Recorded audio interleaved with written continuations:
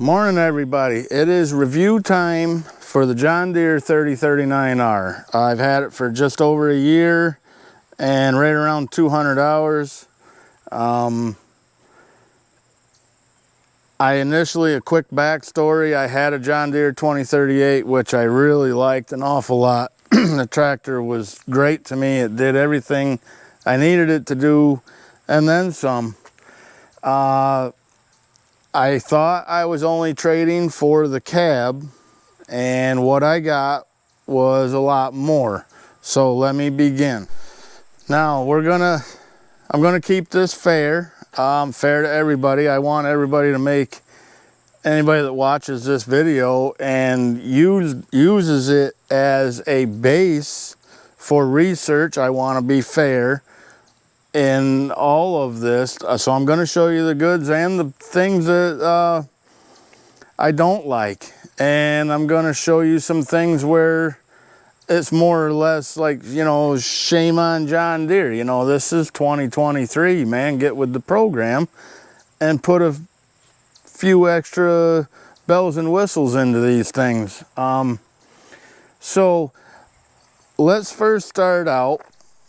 Let's try to go front to rear. So the 320R front end loader. Now on paper, compared to the 220R MSL, the mechanical self-leveling loader that I had on my 2038, on paper, yes, this actually only lifts, I don't know, 200 or 300 more pounds actual lift capacity. What it is though is your breakout force, and you know, the loader itself, everything is just bigger, it's stronger. I mean, I can drive into a pile with this tractor and just as I'm driving in, curl it up, pick it right up out of the pile, where, you know, oftentimes with smaller tractors, smaller loaders, you have to, you know, kind of go in and curl and then maybe sometimes back up just a little bit to release the pressure to be able to pick it up. And this one here, she's just an animal. Quite frankly, I drive right in and pick them right out. So I did groove the tires because on this tractor I opted for R4s. I just wanted the biggest tire that they offered, and quite frankly, the R1s, they're only like an 11-inch wide rear tire, 6-inch wide or 7-inch wide front tire, and I didn't want that. As far as horsepower, now again, it's only 1 horsepower more than my 2038. It is 4 or 5 more foot-pounds of torque than my 2038. But what differentiates this tractor from the 2038 is the 3-range transmission. So B range is pretty much the equivalent to what A range was on my 2038, because I can go from 0 to 8 in B range, and I went 0 to 8, I think, or 0 to 7.5 with the 2038. But the big difference is this one has A range, which is 0 to 4 miles per hour, if you're getting technical. But what that A range does is that allows you to put the most torque that you can put to the tires. I catch myself in A range most of the time when it's loader work or any task that really, even brush hogging oftentimes, because I only run about 2.5 miles per hour brush hogging. A range works real well for that. If we move into the cab,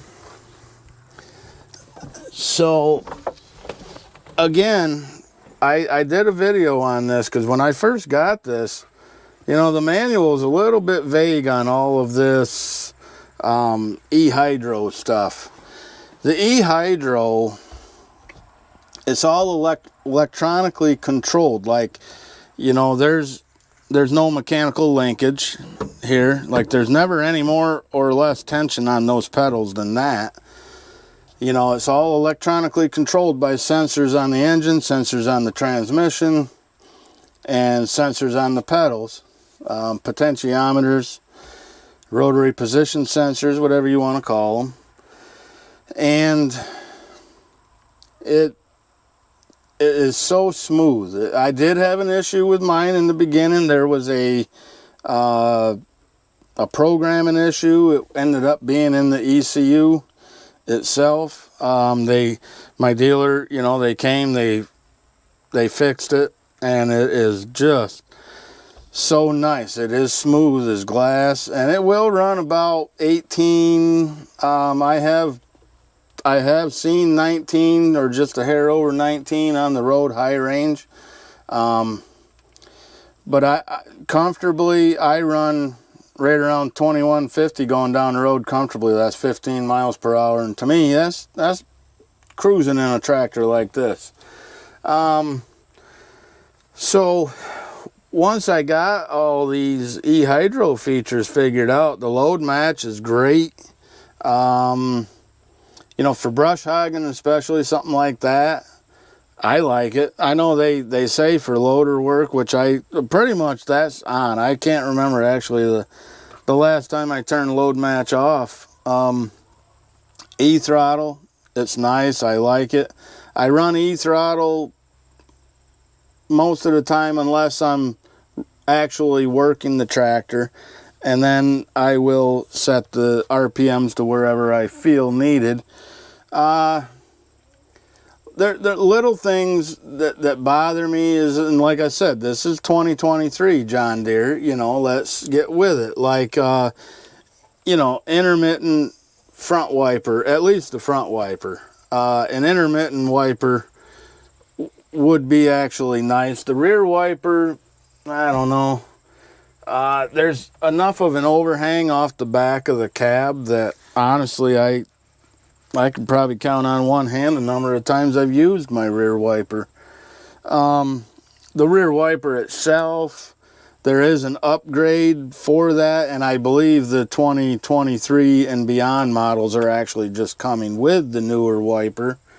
But for us poor folk that bought one of these before the upgrade, I have to pay for it, which I think is about $250.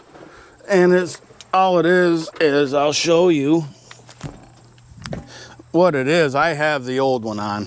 What it is just a bigger, it's a bigger arm, bigger wiper blade, and it's supposed to cover more of the windshield, of the back window. Personally, I don't care about that. I don't understand why they wouldn't have put the wiper over here though, because when you're driving a tractor and you turn around to look out the window, you normally turn over your right shoulder, so this should be the area that they worried about clearing.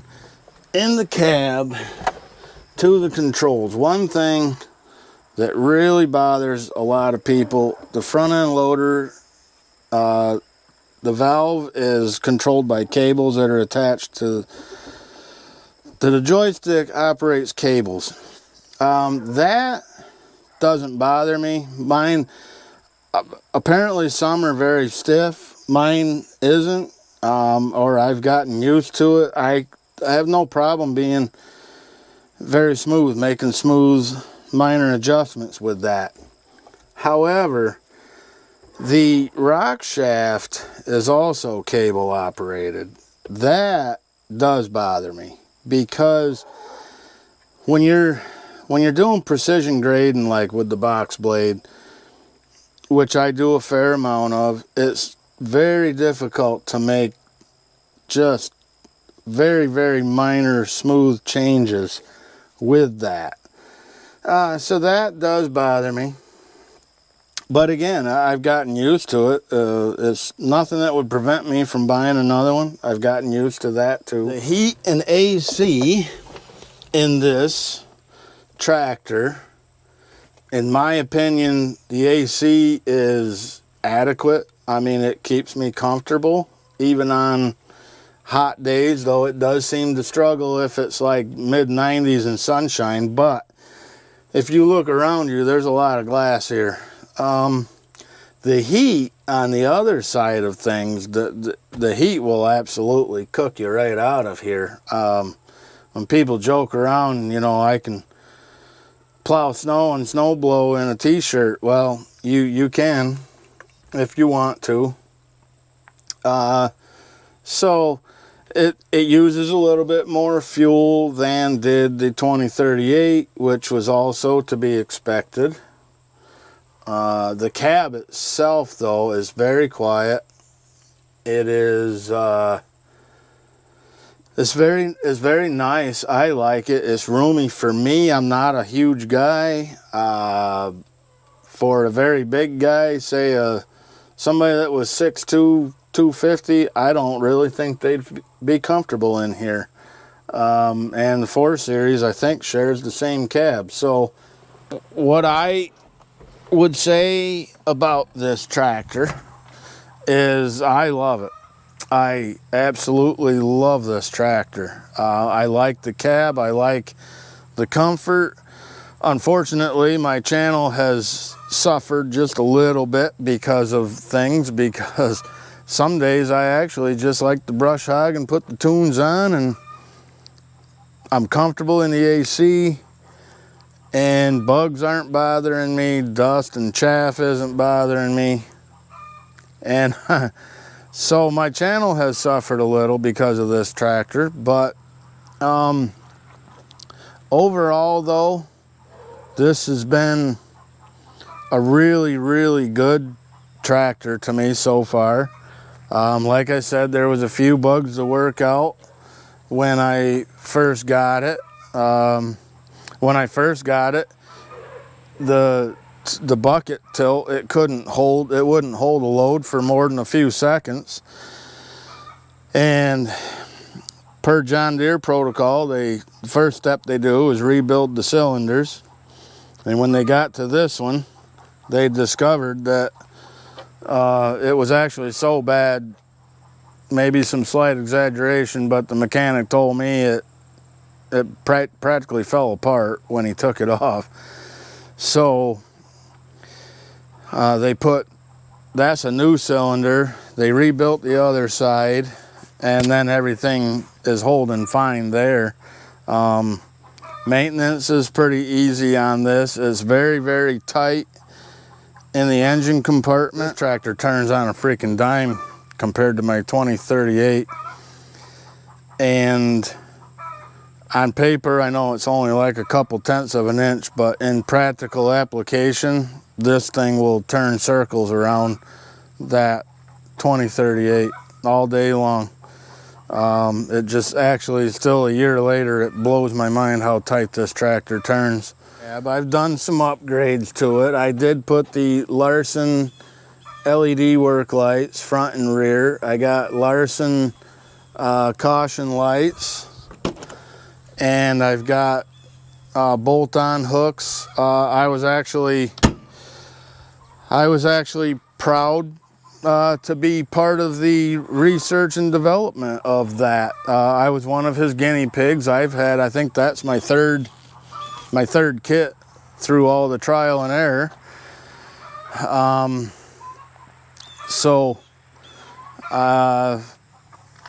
But I love that. I mean, that's another one. Why wouldn't John Deere just put that on these things? I understand they don't want you to egress from the right side. It's an emergency exit only, but you know, well, okay, another little bit negative.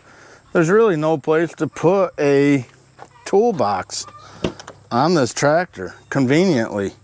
So I just have a bag here, and you know, with the essentials, you don't need to carry a lot of stuff on these tractors, but that, reaching in there to get that, you know, having that right side door shock has made that so much easier. 3-point hitch. It doesn't have the range of motion that my 2038 had. My 2038 would go from, oh God, I don't know, 4 inches off the ground to 31 and a half inches in the air. And this one doesn't. This one is actually, it surprised me. It was a little upsetting at first because I had been so accustomed to the 2038, but I've gotten used to it actually. Both draft links, well, that one is, the lift link is obviously adjustable for tilt feature, but on this tractor it doesn't have a fixed lift link on the left side. It is adjustable, and you can see I have it adjusted out because I can deal with an implement not coming super high up off the ground when I lift it. That doesn't really bother me. I wanted the ability to go a little bit deeper. I haven't had any real trouble with this since the very beginning, and they got all the bugs worked out of it, and ever since this thing has been great. I do have the 4th and 5th. I have a third function, WR long, third function. Can you see it? It's right there, for the front end loader. So that essentially turned my third function outlets in the back into a 6th function, which operate independently of everything else off of this electric over hydraulic toggle switch. I know for a fact the position control on this 3-point hitch works better than it did on my 2038. My 2038 always seemed like it wanted to set high, or put an implement higher than I had it set for. I did get the beacon light on this. I have 3-inch wheel spacers on the back. Now, I have no experience with this tractor without wheel spacers because my dealer, I bought these, you know, I waited 5 months for this tractor to come in, so I had time to buy a few things and build up. So I had the wheel spacers from Motorsport Tech, Bora wheel spacers, and the dealer put them on. So I have no experience with this. They are loaded, the rears, but we have one field that I ted and rake hay in, and you have to go across the hill sideways. It's just easier on when you're baling than going up and down, and that is 15 to 20 degrees slope going straight across the side, and I go across that with this tractor when I'm raking and tedding. Now, is it comfortable? No, it's not. I'm not gonna lie to you. It's not comfortable, but I'm also not feeling like I'm at the verge of going over, if that makes any sense to any of you whatsoever. 3-point hitch again, since we're here. Hooking up a PTO shaft on this is weird, hard to explain, but my God, is that tight in there. So what I did with every implement, PTO implement I have, other than the snowblower, in the wintertime this will come off, I put this PTO extension on, and boy, what a world of difference that makes. More on the 3-point hitch. It's got the telescoping sway links. So nice, easy, fast to change. But overall, this is a solid tractor. It feels like it's got more power than the 2038, but I believe that's only because of this. The 3-range transmission makes the difference there. So would I buy another one? Absolutely. Would I buy another 3039? I would. A lot of people asked me when I bought this, why didn't you get the 46R? You know, I would never came close, other than the subsoiler. I never came close to maxing out the power on the 2038. So I was fully confident that this tractor would be enough power for me. And it has, and like I said, a lot of it I think is because of that 3-range transmission. I do most things in B range. But for, you know, heavy loader work or even like brush hogging, I tend to go to A range. You don't hear that. The 2038, the 2025 had it too. They had a very distinct hydrostatic whine, and it always bothered me. I don't have that with this tractor. I don't know. I don't know where else to go. I really like this tractor a lot. I did have my tires, front tires originally, I had them turned out to the wide position because they would rub on these hydraulic lines on a hard right turn if your axle pivoted up. And I found by putting them out to the wide position it didn't do that, but I have since put them back so all the, you know, the front axle police can leave me alone. But I did have to zip tie those lines up to keep them from rubbing. So overall, this is a great tractor. I really like it a lot. And I would absolutely recommend it to anybody else. So we're gonna call it here for this video. I do like this tractor. It's a John Deere 3039. It's a 2022 model year, and we'll catch you in the next video.